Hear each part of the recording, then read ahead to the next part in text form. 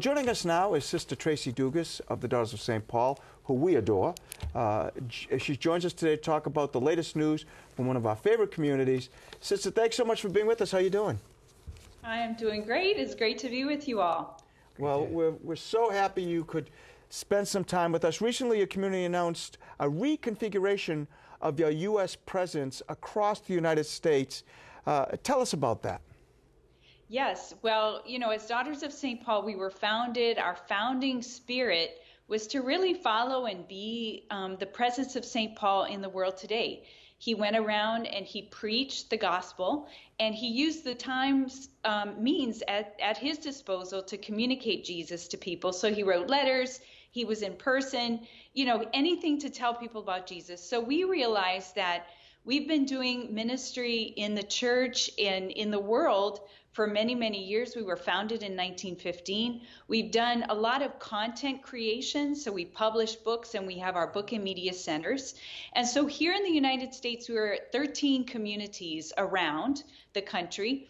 And we realized that we really needed to find ways to build up our communities so that we can reach even farther. We could, like St. Paul, go to places where we've yet to reach. And so we've mixed things up because the Spirit does that. He stirs things up, and we're in that time of Pentecost. We realized that we needed to go back to our founding spirit, revisit it, and reorient ourselves, reorganize ourselves so that we can reach farther and go to places where we've yet to reach. So we've begun a process where 4 of our communities, Honolulu, Hawaii, Chicago, Illinois, Charleston, South Carolina, and a house that we owned in San Antonio will be closing, and those sisters will be relocated to some of our communities that still exist to build up those teams of sisters so that we can reach and create media that goes even farther than we've ever been able to before.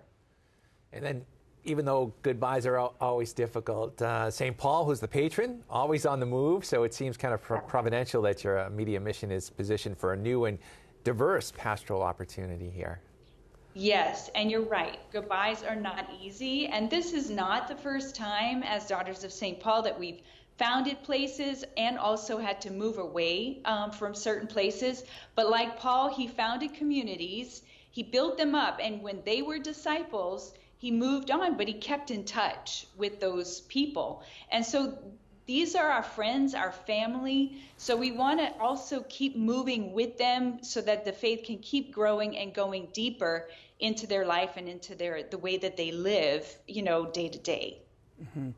And your community is on the forefront of media trends and use of media to share the good news. Tell us a bit about the ways that takes place. Sure. As Daughters of St. Paul, we kind of laugh at ourselves a little bit because we really are sisters, and people have kind of nicknamed us media nuns. But in a sense, we're still nuns. That's the heart of it. And so our presence is, maybe we're not like the most cutting edge, but we are present in media because as sisters, we believe that our identity as consecrated women, we can walk alongside our brothers and sisters who are trying to navigate this media-saturated world that we live in. And as women of prayer, and as women who are called to mentor, in a sense, the faith and teach it, provide content, help people grow in the faith, that's why we utilize the tools at our disposal to make that message reach out beyond what we could physically do. But our physical presence is very important. And so the centers that we do have, we really do invite people to come in and also be connected to the sisters in that way. But we have had sisters who've been, I don't know, I guess you could say TikTok famous and Twitter famous. And so different sisters have been able to utilize social media to just put our presence out there. And we've had people say to us, I was just on TikTok and I don't know how I got onto Nun Talk. So we're out there and we connect to people maybe that we wouldn't have connected to otherwise. And there's so much out there, too, Sister, so much media now. And maybe if you could talk, you mentioned some of them, but what are some of the resources as well that Pauline Media offer? So our main source of content is our Pauline Book and Media Centers. And so those are throughout the country, and you could find them on our website. So we might be in a place near you. But also we've begun doing podcasting.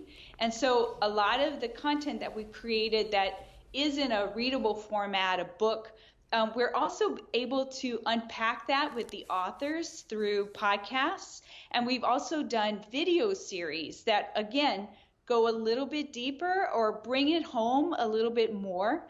And of course, we kind of accent it or we highlight it through our social media presence online. And so in many ways, you get to connect with what we produce as a group, but then there's little windows of the individual sisters and how we, with our character and our personalities, kind of highlight some aspect of the work that we do in a way that maybe you wouldn't have known otherwise. Sister, there's many different orders of nuns. What attracted you to the Daughters of St. Paul? You know, I had no idea what kind of nun I felt called to be. I thought they were just sort of like generic, you know, you become a nun, you're just a nun.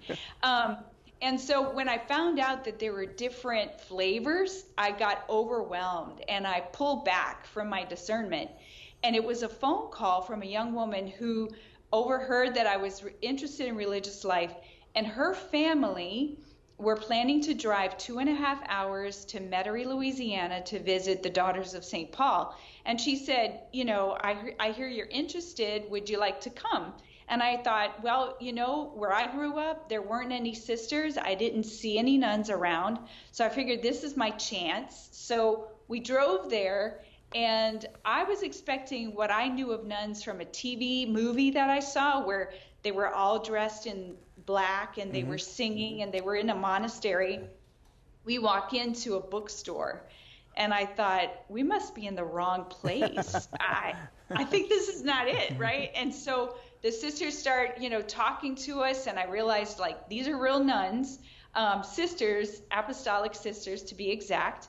And the mission got very clear to me, and the way the sisters were just so passionate about sharing Jesus, and I identified with that right away. And I realized that I could do this.